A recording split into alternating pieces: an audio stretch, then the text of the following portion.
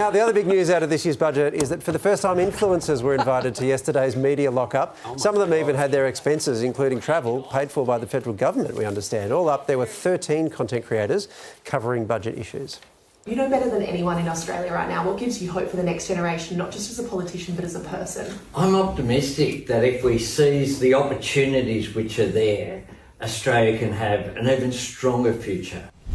Well, that was Rose Bannister grilling the PM, one of the 13 content creators, and she joins us now. Millie, it was your first time in budget lockup. What did you make of it all?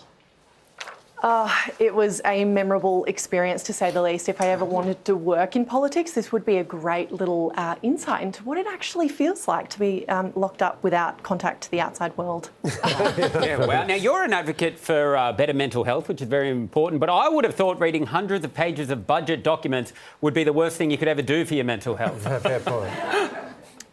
Yeah, not having access to the internet is probably the worst thing you could do for my mental health. Oh, really? I thought it was the opposite. No access to the internet is the best thing you could do for mental health, but clearly I'm... But you don't have an Instagram account, mate. Oh, well, that's, yeah, clearly That's why he's always understand. happy. That's true. So we saw that you interviewed the PM. How did that go?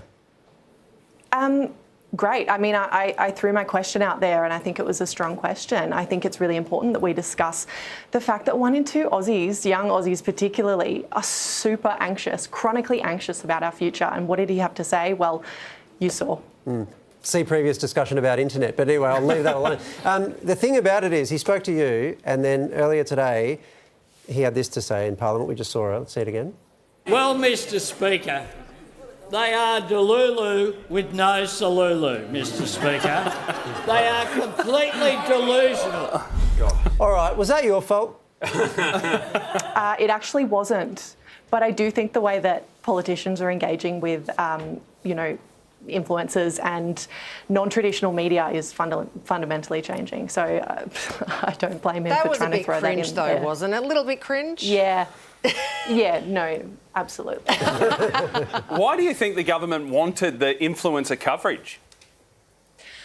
Because we can access audiences that they can't. I think traditional media is not reaching the way that influencers can, and content creators and educators on platforms and social media is playing a really important role when we know that civic knowledge, particularly in school students, is at an all-time low. This is how we're learning about our country and the choices that our government is making.